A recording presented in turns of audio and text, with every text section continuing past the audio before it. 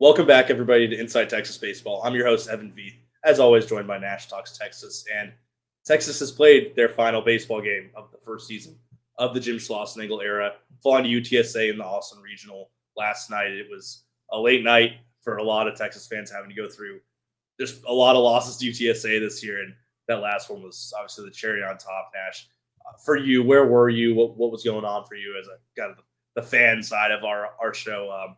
And what was your reaction to that final out? I mean, honestly, just obviously upset that the season's over, right? Uh, it still was a fantastic season. We'll get all into that in a little bit, but it really just sucked knowing that like looking at like watching the players' parents kind of accumulate over the right field side, and knowing that there's some people that I've gotten to develop a friendship with that, depending on what happens with the MLB draft or transfer situations, they may not be coming back to the University of Texas. So it's a kind of a, I don't want to say bittersweet. It's a little almost bitter moment, Right. but uh it did suck, watching the other fans, being able to celebrate the regional championship inside Dish Falk. But yeah, just watching the players, seeing that tweet about from Danny Davis about Kimball Schuster on the Longhorn logo. Man, that shit just gets to you. Yeah, there was a group I saw, which I know for sure one of them was Galvan. I believe a lot of it was some of the other veterans were there, just kind of standing on that center field wall and taking it all in. Right as I was leaving the dish back after my article was done. So it was a lot of emotions in the ballpark for Texas. How they got there is a little interesting this season because, like you kind of alluded to, it definitely wasn't an unsuccessful season for Texas because you go into the month of May, which is pretty much the last month of the regular season, and for a lot of teams, it's just the last month they're playing baseball. And Texas had just 5 losses. They just come off a sweep against Texas A&M. They were easily the number one team in the country, rolling through their opponents. And from there, you get swept at Arkansas, a good team. You're fighting with injuries. Obviously, Jared Spencer's injury really came back to bite them long term. But then you lose to Florida at home. You go into the SEC tournament and you lose to Tennessee in the first game, and you still get a top 2 seed and draw a regional as UTSA, Kansas State, Houston Christian, and one that when we had Jason from 64 Analytics on last week, kind of it felt like a winnable one. It felt like Texas wasn't being tested too much, but this UTSA team really came out and showed that they were the strongest team here in this regional. And I mean, 3-0 against Texas, you are the better Texas team here. That first game against Houston Christian, Texas benefacted from a lot of errors from the HCU. They threw out Hamilton for a lot of that game. Started with Ethan Walker, Grayson Saunier. That first game, it looked good from the pitching side of things, and the bats were swinging it well. But then that first UTSA loss was the really bitter one at that time. What went wrong for Texas in that first loss that kind of brought them to where they had to be in a losers bracket spot? I mean, honestly, it's just it, it's going to be the same thing for, and it's kind of hard to remember the midseason loss, but it's just going to be the same thing for the two postseason losses for UTSA. And this is where I honestly, hearing you kind of go into this, all credit to UTSA. They 100% deserve to be in the Super Regional. They earned it. They outgraded Texas. All that. I don't think they were the better team. That's just personally my opinion. I think that Texas got in their own way. They kept shooting their foot. They kept, whether it was a mental error on the base paths from one of the most, just consistent guys that you can expect to, do the right thing, not mess up, not make a mistake. Rylan Galvan, he just tries to force it, right? You start to see guys try to, press the issue. And when you start having that happen, right, you start to make some errors. You start to, make some plays like Jalen Flores. He boots a ball that, you know, maybe we get out of the inning if he doesn't boot this ball. And then maybe UTSA doesn't score the runs that they need to in that first game. And then Texas is sitting in the winner's bracket. And now we're looking at, me and Evan are saying, hey, we got to go to the dish in a couple hours. Right. Yep. And it's a really unfortunate situation where I just, I feel like the UTSA game is honestly the epitome of the end of the season of after the Texas A&M thing. You heard Jim Schlossnagle talk around that Texas A&M game. I'm not sure if this was after that game, after the final game, but he said, "Hey, we're going to find out if this is the best team in the nation. You know, we'll find that out at the end of June. But this is the grittiest team I've ever coached." And I think a lot of that grit that you saw early in the year was just, really smart baseball, sound baseball. Like Texas, obviously, we weren't ever similar to UTSA. We weren't always the most talented team on the field. We didn't have the most talented roster, but we managed to sit there and win games and win consistently, and that's really special. And I feel like we started to lose a little bit of that focus. Maybe not focus, but it's a really long season. I mean, it's a grind, but we started to make more mental errors and more physical errors later as the season went on, and that really is what really happened versus UTSA, and that's what cost us. Now, also, UTSA jumped out and made some, like in this last. We'll get to this last game. They made some really great plays Yeah, too. So okay, it's yeah. 100% credit to them. But at the same time, I think Texas also really, if you want to look at the deciding runs, Texas beat themselves. Yeah, it felt like the identity that Texas said we would point out, a month and a half ago after a series sweep against a team like Auburn or Georgia, and you'd say, "Hey, Texas, these games are close, but you knew when you put this pitcher in against this type of hitter that they were going to get the job done, and all the offense had to do was just stay above for a little bit, hit at the right times." And it felt like that wasn't happening at all with this team yet. Like you said, playing smart baseball, playing good defensive baseball. That's really what stood out for me in that first game is you take that 6-1 lead in the first 3 innings, and it was because you were hitting really well. It wasn't against HCU, it was a lot of you got on because they had errors, and then excuse me, obviously you hit because they're giving you extra chances to hit. But that first lead they grabbed, you're up 6-1. You have Harrison, you have Volantis coming in. Of course, we were confident after that because that just looks like what Texas does to win games.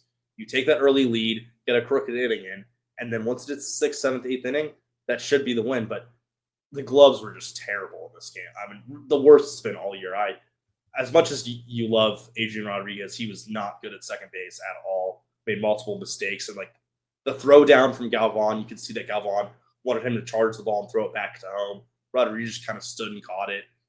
And then Flores, and yeah, then compounded on top of that error. And like at that point, the third out is sitting there, caught in a rundown, right? hmm You didn't cut the ball off going to, like you said, you didn't like Rylan Galvan. Rylan wanted to cut home, right? hmm And that's for people that don't know what we're talking about. They're throwing down to second base. There's usually like a dirt cutout from the grass line. The second baseman or the shortstop, whoever is not on responsibility on the bag, what their job is to do is their job is to come up in front of the throw, catch the ball, and send it back home so that they can cut it off faster than it gets to second base, and then get a throw back as fast as possible to get the runner on third base going home. And they let the ball get all the way to third base, try to throw it back to, and then now the guy's sitting on second base, and then that guy ends up scoring too. Yep. And then that puts them at a 2-run lead, and then it got to a point later on in the game where we had a situation where it's like 1 run scores, and we get 1 run could have tied it, and we had that 1 runner in scoring position, but it's a 2-run, so it's a completely different mentality up at the plate. And it's just, and then also on the other side too, I think, man, I think the offense really let us down on that first game. Oh yeah. As much as we jumped out to the 6-1 lead, like when we started to make those fielding errors, it felt like every time they walked up to the plate, this is not a team this isn't the 2022 team. This isn't the 2021 team that hit a lot of home runs. This isn't the team that's going to go out there and win games by hitting home runs, but it felt like they were walking up there trying to hit home runs. And Yeah. everything compounded really, really fast for Texas in that first game versus UTSA. Yeah. 12 strikeouts for Texas. 14 players left on base in that game. The third through fifth inning, Texas struck out swinging to end the innings. The sixth through ninth inning, they struck out looking to end all of the innings. Pretty much every single one of those had runners on base. Multiple times it was runners on second and third, or at least a runner in scoring position. those last four strikeouts were Blue and Williams, and Williams, he cannot hit that high slider that comes in with two strikes. It's the money pitch to get him out on a two out count. But Blue, man, like you're seeing your best hitter go up there, and I know he'd struggled since coming back from injury, but that's where you needed your veteran guy to go in and say, "Hey, I'm swinging. I'm making sure I'm dictating how this goes." And yeah, not swinging the bat in I think it was the sixth and eighth inning, either that or the seventh and ninth inning. One of the he had two at the end of the game. Really just cost Texas, and I thought once there, it was the game to win for Texas. They didn't have to face a lot of the really good pitchers for UTSA. Obviously, they throw out two starters of their own, but yeah, you should be winning that one, getting some extra rest, and going in the winners bracket. But it's not what happens. I think now might be a good time to hear from Laura Baker, and then we'll go into the Kansas State game, UTSA, and then a little bit more about the future of the Texas Longhorns. Hi, I want to tell you about Laura Baker. If you're looking for a new home in the 512, or even at this point, let's face it, 737 area code, there's only one number to call. That's Laura Baker at 512-784-0505. As a member of the elite Andy Allen team with Keller Williams, Laura has helped Longhorns find the home of their dreams in Central Texas. Just ask our resident sex symbol, Ian Boyd, who moved all the way from Michigan to Texas with Laura's help. Laura can help you find what you're looking for in the 512, the 737, or even parts of the 254 and the 210. Just, give her a call at 512-784-0505. Her email is in the description, as well as the rest of her contact details. She's a friend. Give her a call. So the Longhorns then, late game on Friday, or I believe Saturday, sorry. They've got to turn around, probably get home at about 1:30, be at the ballpark at 10:30 the next day, because they've got an early game against Kansas State. Need to win 3 straight at this point to stay alive. And so they come out against Kansas State, and it really does look like a new ball club and one that's ready to go. Baloo has a 2-run homer in the first inning, and then Casey Borba steps up and has the game of his life. But that grand slam, both of these home runs were oppo. Texas just bounces 6 runs immediately, gets Kansas State's starting pitcher out there in a hurry. And apart from the 3-run homer that Riojas gave up in the first inning, he was really, really solid. And not only that, but he gave them about 120 pitches, which helped conserve a lot of the pitchers for Texas. And it went about as well as it could have in a game that you had to win, and you had to conserve players and make sure that you can win and focus on the next game as soon as possible. Yeah, I mean, Ruger Riojas, after that first home run, all he did was give Texas 5 innings without allowing a hit. Mm-hmm.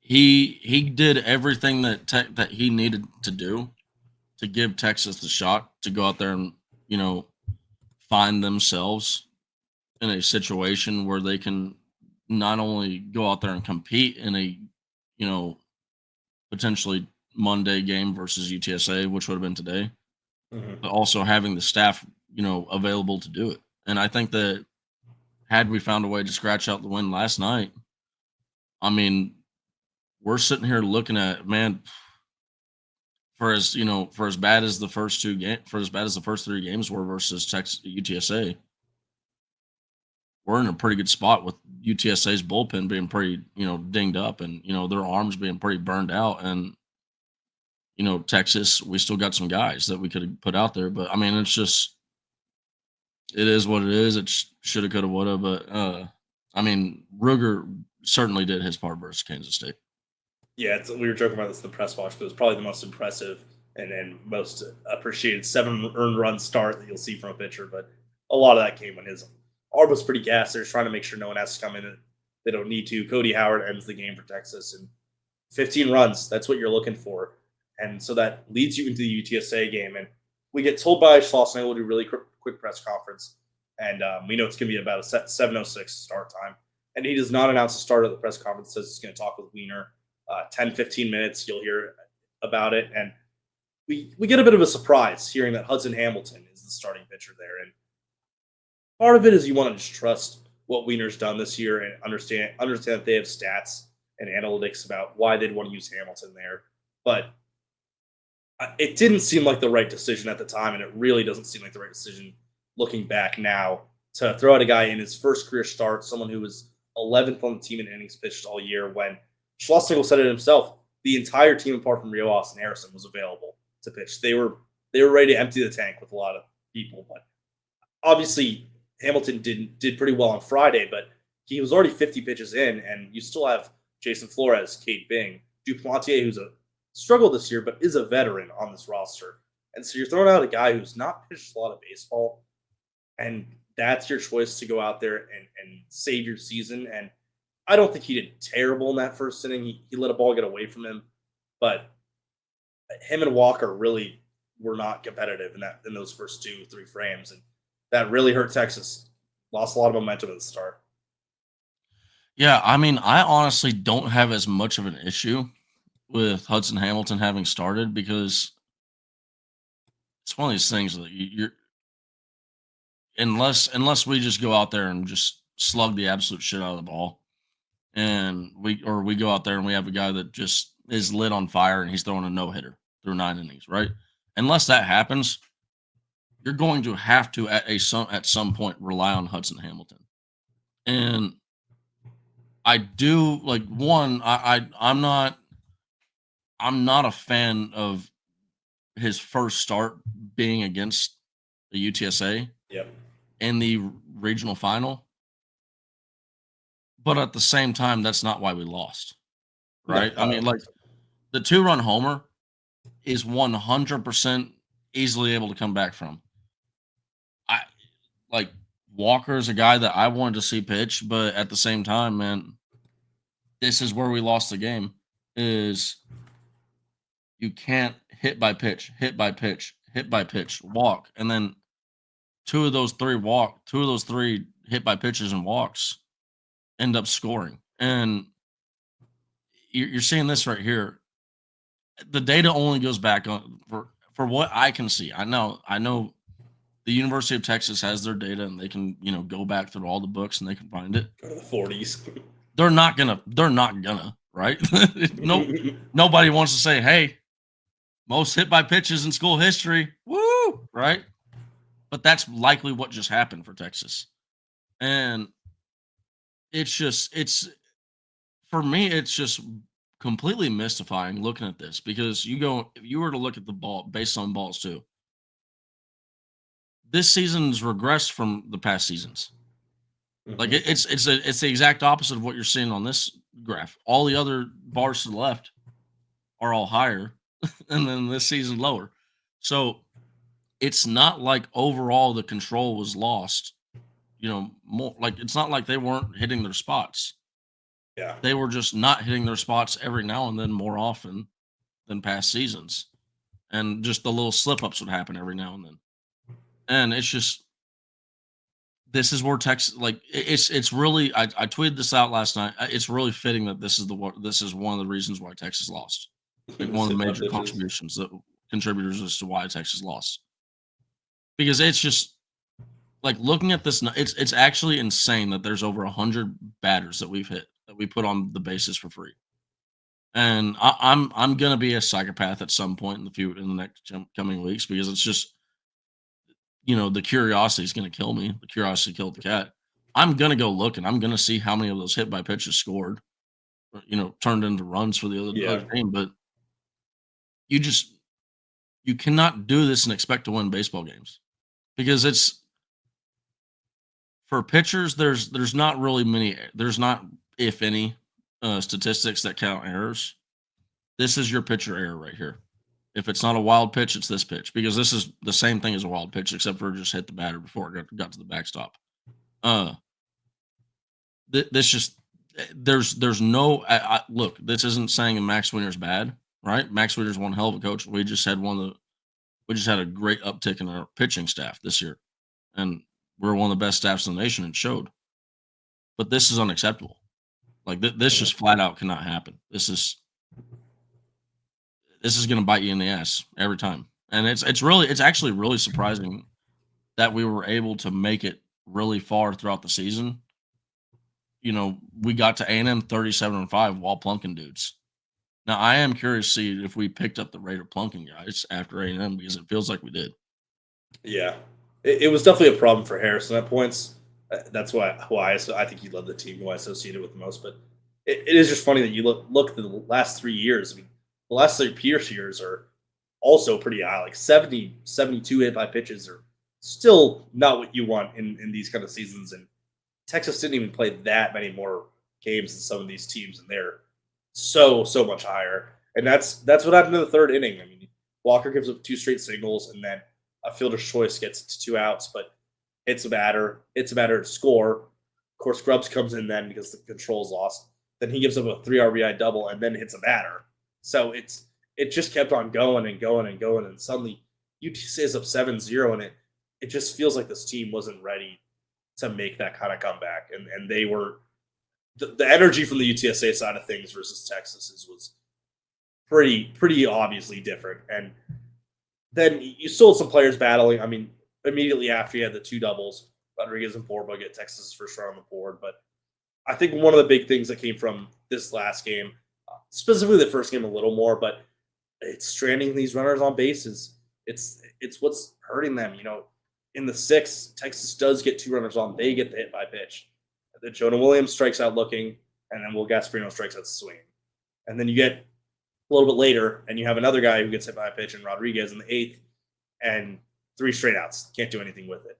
It's just when Orlovsky came in, he's one hell of a pitcher for UTSA, but he pretty much entirely shut down this lineup. The game felt over when he came in the 7th when Texas was down 2. So got some late homers from Schussler and Ballou that made the score look a little bit more manageable, but this game was not particularly close for most of it. So, I mean, here's the thing: is we're, and I'm not sure if Orlovsky was in at this point, but this is we couldn't buy a hit to right field or center field. I mean, like that. Schussler was, I mean, feet away from a ball that had that. If that ball goes over, we're looking at a situation where that Ballou home run ties up the game for Texas.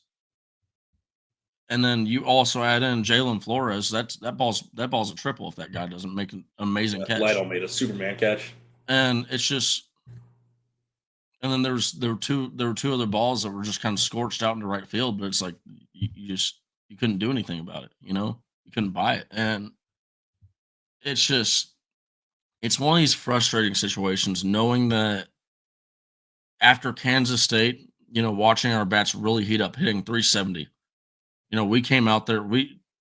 Despite being down 6-1, we were out. It was like UTSA had like 4.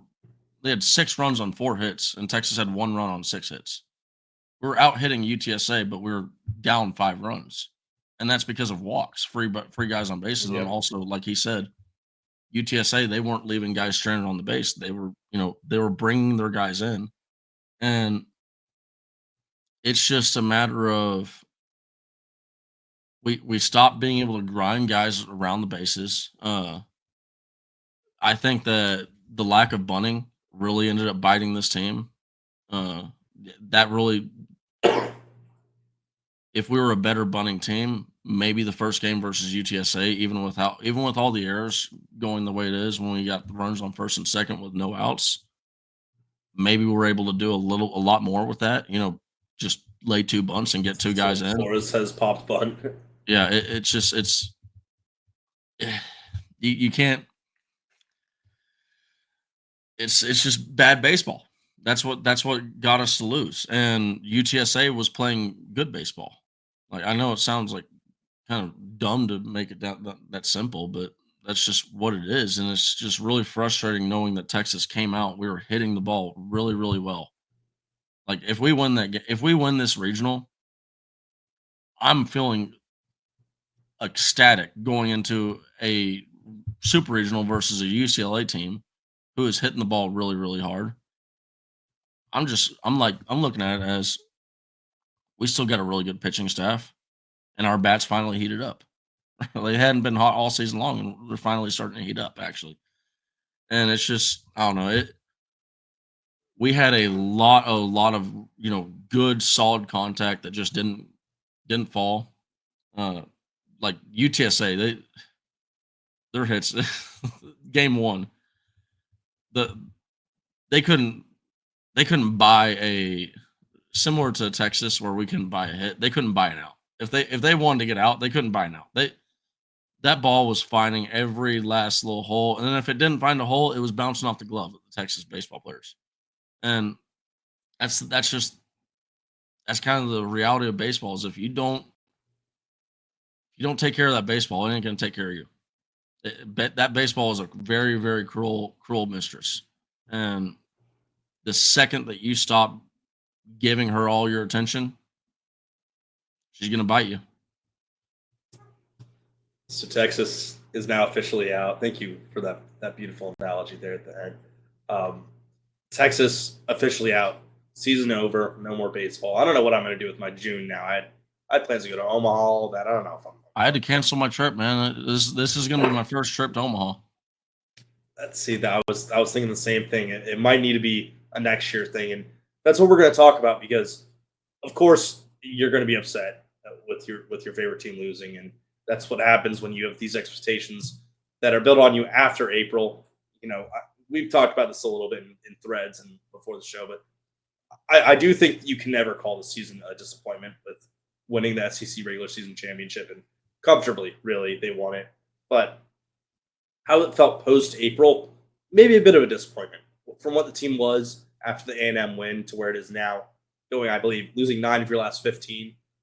It's tough. That's not where you wanted that team to go. But one thing you have to realize is this is going to be the least Jim Schlossnagle Texas team we ever see.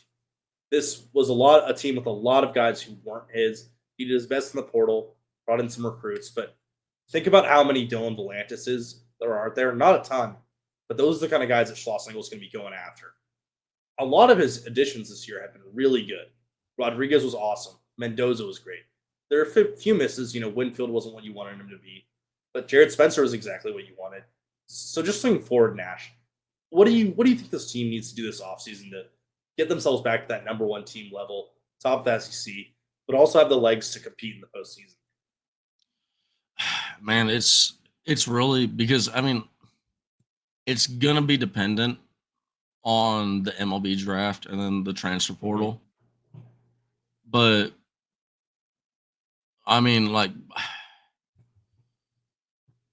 just going off of just looking at the just general roster, right?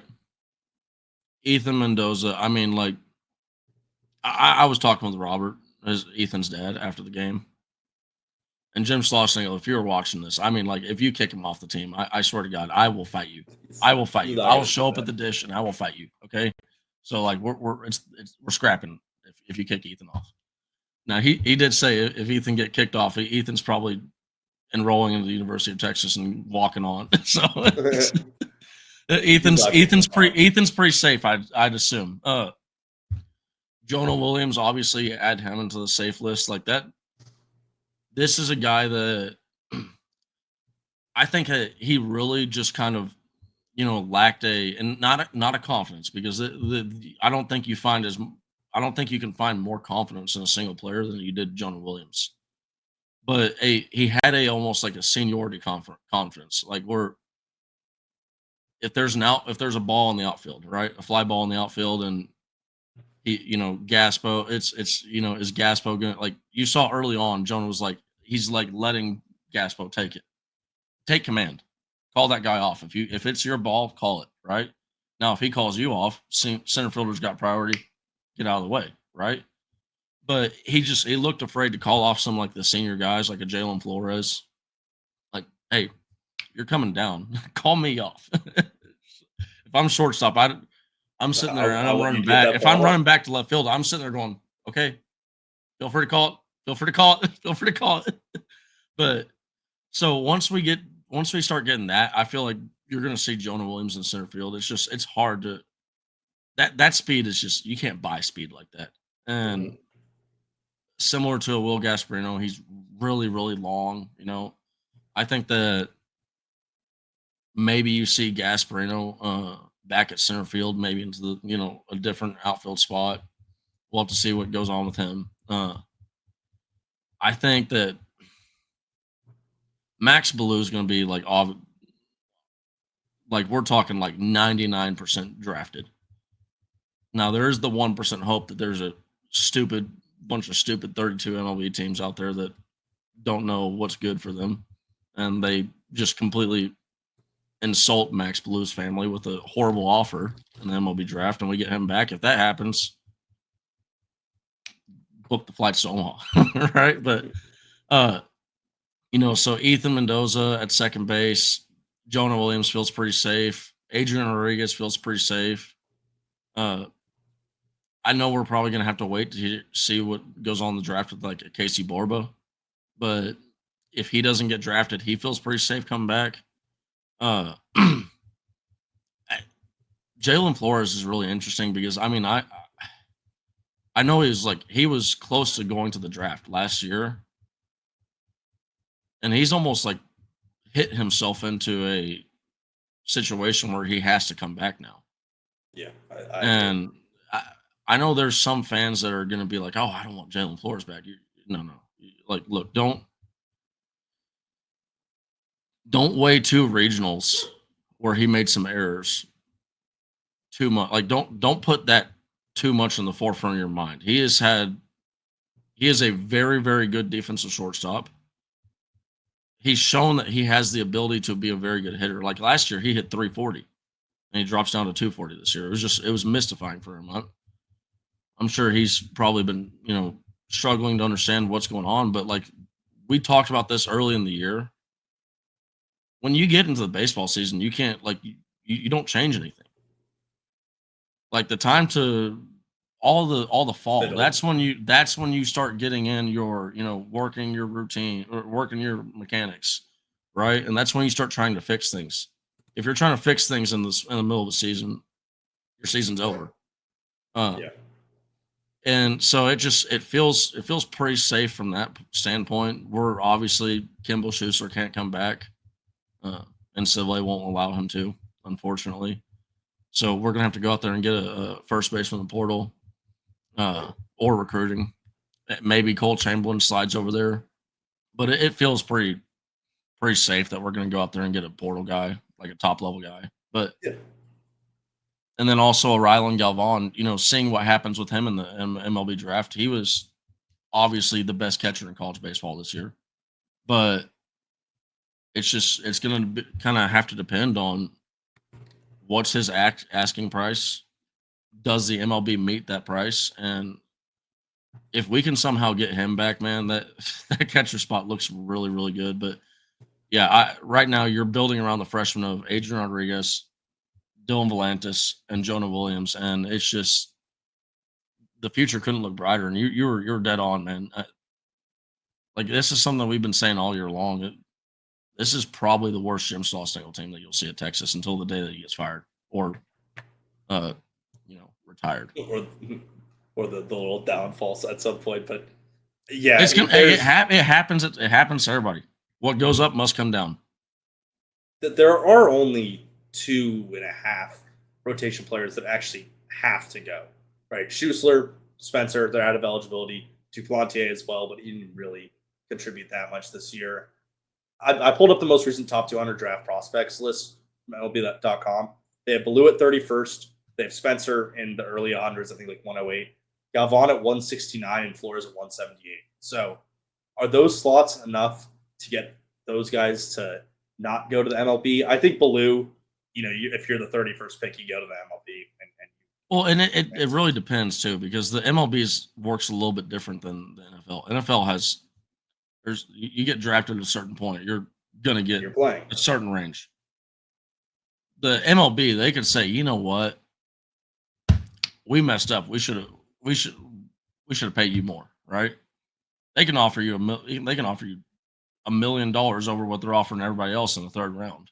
So it's just that's why when I was talking about the draft prospects, I'm talking more about meeting a price point than meeting a draft slot, because I don't necessarily know that there's like a set, like, hey, if I'm within this number or if I'm in this round, I'm going to go.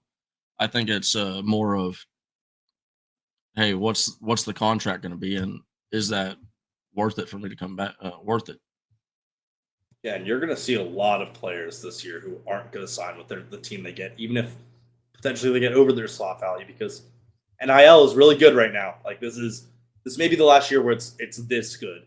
So for guys like Blue, Flores, and Galvan, where I think maybe you can separate Blue from that group, but specifically Flores and Galvan, I think that might be able to get them to come back, and that would be a big addition to the team for sure. I think if you just look at the bare bones of what the roster is you would have your second, you pretty much have your entire infield apart from first base. Maybe Rodriguez would be the DH or Porba would DH or Porba plays first base. I think no matter what, a power hitter in the portal would be very nice to add. I think that's just a pretty important thing to bring on. Then the outfield, you have Williams, you'd have Gasparino, who I know Gasparino is not the most popular, but he's got the potential to be that number one hitter on a team with his build and what we've seen from him as a freshman. And it's his second coach in 2 years at Texas, so things just were a little different for him this year. You still have to have confidence that he can bring it back, which is what you're looking for with a guy like him. And then right field then becomes a bit of a question mark with Baloo. I know Matthew Scott's already hit the portal, so is Winfield going to be someone you can rely on there long term? Is there someone who's maybe a freshman that we don't know about? Texas has the best 2026 recruiting class at the moment. Guys like Grady Emerson, Casey Cunningham, really high level players who may not make it because Probably not. they're going to get millions of dollars from the teams that draft them. But those guys kind of in that tier 2 range where they're not top 10 prospects, but top 25 to 50. Texas has a boatload of Texas guys that they're bringing in. So there's going to be some freshmen who do produce. But I think offensively, looking for 2 bats, first base, right field. One of them, for maybe both of them being lefties, because you're losing Baloo. You already didn't have many. I know Schloss really wanted that. He really wants athletes. He wants lefty bats. And then starting pitching wise, you return Harrison, you return Riojas. Volantis on Friday? Maybe. I think that might be the idea, and that's your 3 pitchers. And then maybe you look towards the bullpen for depth, but pitching might be the most complete spot on this roster. And it's just about, hey, Max, do you want this guy? Is this someone you want to pluck out of the portal? Is there maybe a hidden gem we can go after? But this roster's a lot of returning players. There's going to be a lot of transfers because some Pierce guys, some dudes who just didn't get the playing time they wanted. But it's in a good spot going forward. Yeah, I mean, you also got like a guy like a Thomas Burns. That's a guy that we really expected to possibly come on as a starter. I mean, like, look at this is a great thing about, like, because y'all know at this point, if y'all are fans of watching the show, y'all know I put a massive premium on pitching. I will take pitching over hitting every single time. Having legit starters that we can, like, I could trust these guys right now to go out there and start a baseball game if we're still in it. To have knowing that these guys are probably coming back, a Ruger Riojas, a Luke Harrison, going down. I believe Grubbs has eligibility for another year. Yeah, no. So, well, Grubbs, I'm not talking about him starting. That's my closer. Oh, I see. That's my closer. That fair. dude, like, moving. Obviously, as soon as you move Blances out, put Grubbs in that role, because I think Dylan Volantis succeeded as a closer more off of just having stuff alone. Obviously, you have to have some level of mentality, but I feel like Grubbs, man. Grubbs has that freshman Tanner Witt vibes, just coming in and just, hey, runner on second and third, screw you, like, let me get 3 outs, bud. Let me get 3 outs, bud. But so love that. I'm not sure about what's what year is Grayson Saunier in? I believe he was a sophomore this year. Yeah, I mean, if we can get Grayson Saunier back, like, that's not a like guy that I'm not a probably starter guy, but that's like a legit, like, multiple long inning relief pitcher that you can trust. Then you got Dylan Volantis, obviously the starter, so you got your weekend rotation. If you, and honestly, it's to a point where you go and you look at like a guy like a Cade Bing, a guy like a Thomas Burns. If a guy like an Ethan Walker can develop over the offseason, and we can consistently get the good stuff that we saw from him from the SEC tournament. I mean, if these guys, and this is where, like, if you can get if you can find 3 stars out of those guys, you can say, hey, Ruger, we want to put you back in that role Yeah, where back you in that were flex role. where you were thriving in that basically the Max Grubbs role, you know? Yeah. And when you go and you look at the recruit, we talk about the recruiting. This is one of the most talented recruiting classes in the nation. Go look it up on Perfect Game. Filled with pitchers. Absolutely Lots of filled them. with them to the brim. We are going to, whether it's just from sheer numbers and that, we're just we're gonna find some by by the sheer odds of being able to do it and probabilities. We're gonna have a really, really good staff on top. Like, we're going to probably have an improved staff over what was a top 10 staff in the nation, if not the best staff in the nation. So that's something that just gives me a ton of confidence moving forward. And uh I don't think you can buy that enough. And especially with a guy like a Max Weiner who really he doesn't seem to have too much of a desire to go being a head coach anytime soon. Mhm. He looks comfortable where he's at. 11 of the top 13 pitchers for Texas, all the guys who did 10 plus innings pitched this year, are eligible to come back if they'd like to. 6 of those guys have more than 1 year of eligibility left. So Texas has a lot in their arsenal. There's a lot of guys coming in this next year. The portal's always there. It'll be the first full portal that Schlossnagle can go after. Texas is going to be fine going forward with Schlossnagle. And I think that's going to wrap us up here today. Nash, it's been a great one, even though it was not the most fun of nights for either of us. I was at the dish for like 11 hours yesterday. Not fun. But especially to deal with this coffee, you guys have noticed with me in the background. But really appreciate it, Nash, as always. Please go over to Inside Texas and check out all the best content in the country for either Texas or just pretty much any college recruiting site. It's June. You know that's college football recruiting. It's the time. We have all these official visits lining up. Less baseball news is coming around right now, apart from portal stuff.